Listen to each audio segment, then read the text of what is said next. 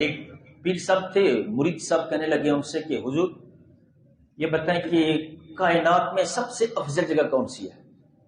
اس وقت پیر صاحب بھی پڑھے لکھے ہوتے تھے اور مریدوں کو بھی اجازت ہوتی تھی کہ پیر سے سوال کر لیں۔ اب تو خیر اجازت بھی نہیں ہوتی اور اب تو ہر ایک پیر صاحب کے پاس پہنچ بھی نہیں سکتا نا، جو صحیح پیر کی بات۔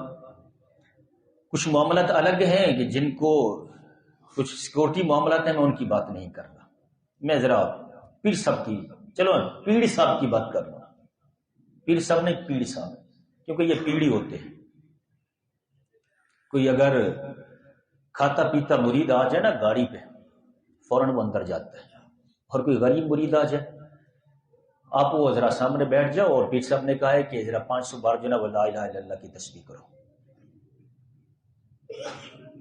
یہ پیر صاحب کو حکم ہے ذرا وظیفہ کرو وہاں بیٹھ کے، اور جو گاڑی پہ ہے اس کے لیے کوئی وظیفہ نہیں، وہ سیدھا اندر جائے۔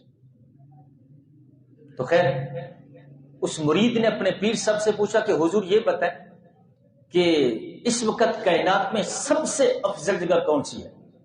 پیر صاحب فرمانے لگے کہ بیٹے جہاں میرے حضور تشریف فرما ہے وہ جگہ سب سے افضل ہے۔